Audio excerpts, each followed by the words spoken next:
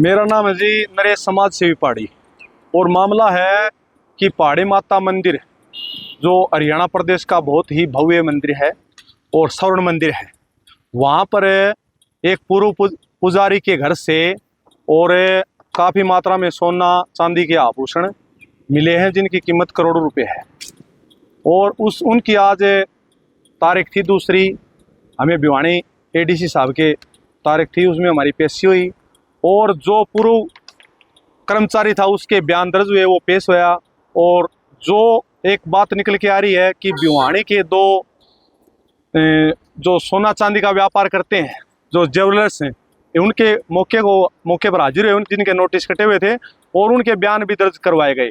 और अगली पेशी 30 तारीख को दी है और उसमें एडीसी साहब जांच करेंगे और उनसे अफिडेविट मांगेंगे। और ऐसा कोई तथ्य नहीं निकल करके आए कि ये साबित हो सके कि ये मामला संगीन मामला है। और जो ज्वेलर्स के मालिक हैं वो भी ये कहते हैं कि हमारे से गलती हो गई, क्योंकि उन्होंने न तो पैन कार्ड ले रखा है और आधार कार्ड के ऊपर अपने बिल कटे हुए हैं और एक दिन में 3 बिल 2-2 लाख रुपए के कटे हुए हैं। जो कि कानून का रूल है, ये है कि 1,99,000 से ऊपर अगर बिल पैसे का बिल कटवाएंगे तो उसमें शायद 50,000 से ऊपर भी चेक द्वारा या ऑनलाइन पेमेंट होती है, लेकिन वो पेमेंट कैश में गई हुई है। तो उन्होंने एडीसी को साहब को ये कहा कि जी हमारी गलती हो गई, भविष्य में ऐसा काम हम नहीं करेंगे। तो मामला बहुत बड़ा है और ये इसमें बहुत कुछ निकल के आएगा। जो अगली जो 30 तारीख दी है उस 30 तारीख ने क्लियर हो जाएगा।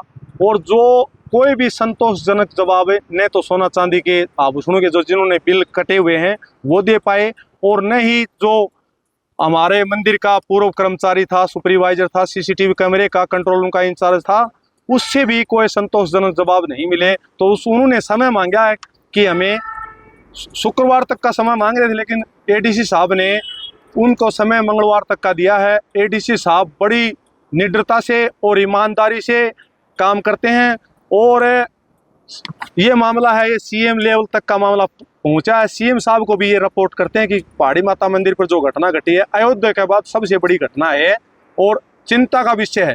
इसमें बहुत कुछ निकल के आने वाला है, बहुत लंबी कड़ी है, बहुत लंबी चैन निकलेगी और इसमें ये जांच का विषय है। इतना ही कहना चाहता हूँ। एडीसी साहब, एक पहाड़ी माता मंदिर में चोरी का मामला सामने आया था। एक पूर्व कर्मचारी के घर पर कुछ गहने मिले थे, वो जांच करे, क्या मामला है पूरा, क्या आप सामने है? हाँ, तो इसमें पुलिस ने उनके घर से कुछ सोना और चांदी का सामान बरामद किया है। तो उसके तहत डीसी साहब ने एक समिति गठित की है, जिस समिति द्वारा ये जांच की जा रही है कि सबसे पहले तो वो सोना चांदी कहाँ से आया है और उसका स्रोत क्या है, और यदि स्रोत ना पाया जाए तो उससे उचित कार्रवाई की जाएगी और उसमें इन्वेस्टिगेशन किया जाएगा। तो ये जांच अभी मेरे द्वारा जारी है, तो इसका निर्णय कुछ ही दिनों में हो जाएगा और अगले हफ्ते तक कार्रवाई होने की संभावना है। अभी तक आरोप लगाए जा रहे हैं कि जो पूर्व कर्मचारी था उसने मंदिर से चोरी किया हुआ है ये सामान, इसमें कुछ सत्यता नहीं? वो अभी तक अंडर इंस्पेक्शन है, अंडर इन्वेस्टिगेशन है, तो उसमें अभी हम नहीं सही तरीके से बता सकते हैं। बट हम जो भी कागजात, उचित कागजात है, बिल्स वगैरह, वो सब उनसे समन किया गया है और यदि नहीं पेश किया जाए तो उस पर उचित कार्रवाई। आज भी उस मामले में सुनवाई थी, आपने पक्षकारों को बुलाया, उसमें क्या निकल के आगे कब सुनवाई? आगे अभी हम पूरी समिति सोच विचार कर रही है और जल्द ही उस पर कार्रवाई हो जाएगी, आप निश्चिंत रहे। क्योंकि प्रशासन का एक ही उद्देश्य होता है कि समाज का हित हो और उस गांव में जो भी व्यवस्था है पहाड़ी माता मंदिर को लेके, जो हमारे पहाड़ी माता में जो आस्था रखते हैं श्रद्धालु हैं, उनके आस्था को ठेस ना पहुँचे और उनके द्वारा जो भी अर्पित किया गया हो माता के मंदिर में वो सुरक्षित रहे।